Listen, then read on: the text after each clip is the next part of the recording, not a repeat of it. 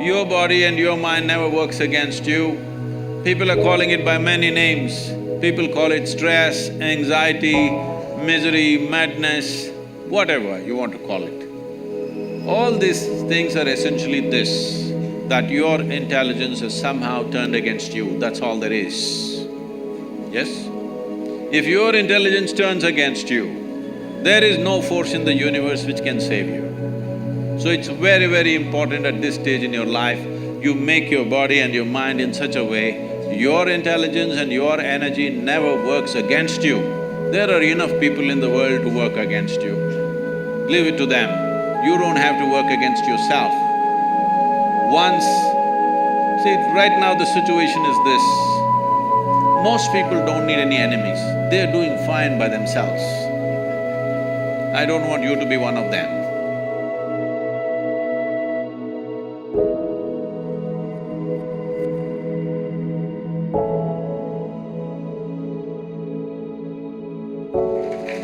Because a question can never be wrong, only an answer can be wrong.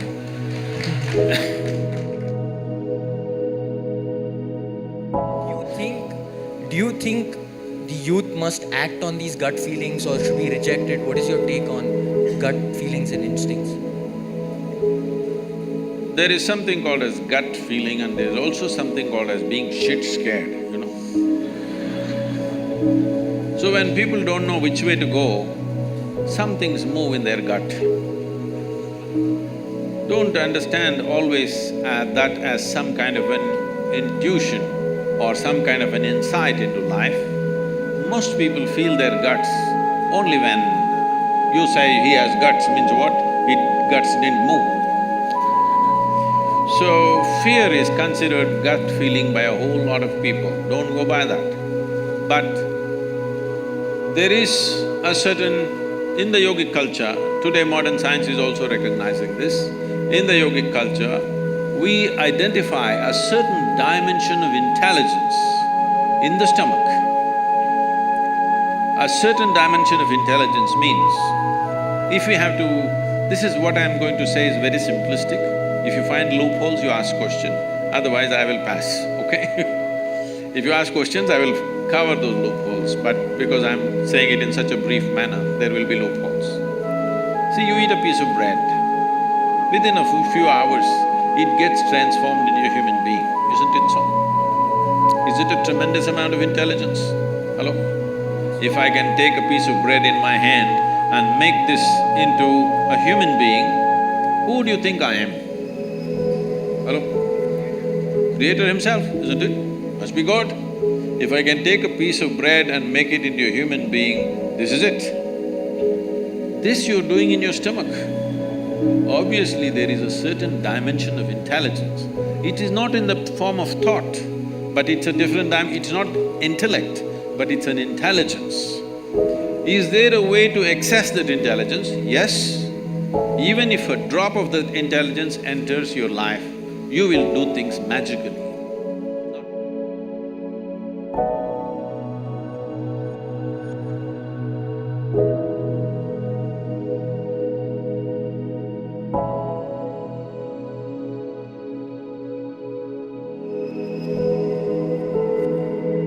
Stand for it. Find some way where all Indians can express one way, 1 minute of respect for this nation. Please find some way and tell me. So sir, I completely agree with you and that's where I come from. Like, I could be contributing to the nation not in terms of 1 minute but in terms of hours. I could be I could be protecting tribal rights. I could be going to courts and fighting for Dalits. I could be doing investigative journalism. Yes, sir. So… No, you did not listen to me. Please listen to me. What I am saying is, find one simple process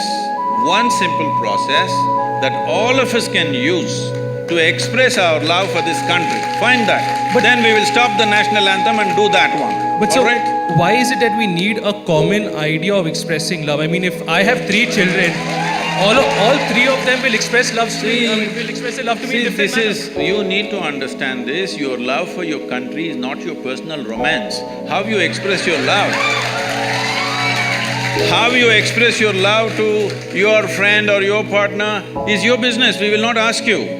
But when it comes to the nation, we are trying to put complex culture into one identity of some sort.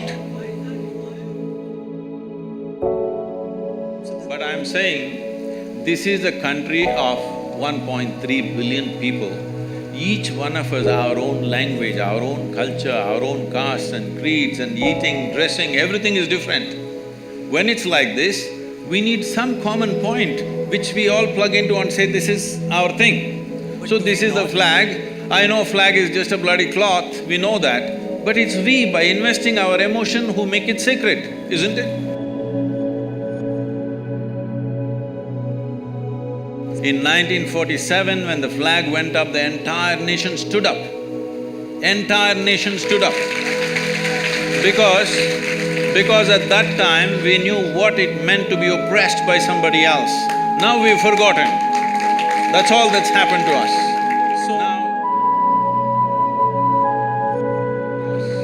Now, you do not understand, this country has 1,000 years of history of invasions and invasions, and in every possible way we've been rubbished. Do you understand? And we have forgotten this, that just 60, 70 years ago, we had famines where people did not die in hundreds of thousands, they died in millions. We've forgotten that. We think… we are talking a language of America. You must understand, United States of America, in every sports event, major Super Bowl is happening. If the national anthem goes, everybody stands up, not just stand up, with their hand on their heart. So that nation is doing what it is doing. It is also a complete conundrum of cultures from variety. People have all come from outside in this generation. They're not even born there, but they all stand up with such pride. Because of that pride, that nation is the most powerful nation in the world. If you don't have… I've been involved with snakes from very early age. When I say early, I caught my first snake probably when I was 5.5 years of age. What is significant about this is, snake is one creature. If you do not know this, it's stone deaf, you know this? All snakes are stone deaf, they don't have hearing mechanism at all. So, it literally has ear to the ground, its entire body is to the ground feeling reverberations. To what extent means, let's say there is going to be an earthquake somewhere in Central Asia. If you just observe a cobra today, let's say in the next 3 days there's going to be something happening. If you observe a cobra, how he behaves, you know there's going to be an earthquake. If you study it sufficiently, you can even indicate the direction in which it's going to happen and an approximate distance. Whether it's going to happen 100 kilometers away, 1,000 kilometers away or 3,000 kilometers away, you can make an approximate guess, like meteorological science, you can observe.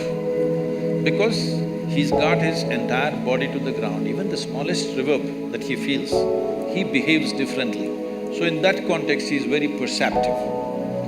And he is also chemically very perceptive. The only way he knows you is by your chemistry. He doesn't see you very well, but he knows your chemistry very well.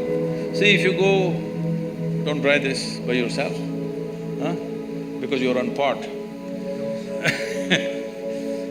You may not be quick enough for them.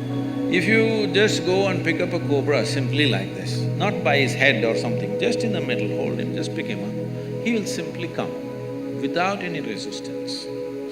If there is no any anxiety or anything within you, you show little bit of anxiety, he will go for you because he sees it as danger immediately. So I was telling people, people were saying, how do we know Sadhguru, we are really meditative and at ease? I said, we must do a Cobra test for you. If you just pick it up, if he just comes, you're at ease. If he reacts, that means you're not at ease.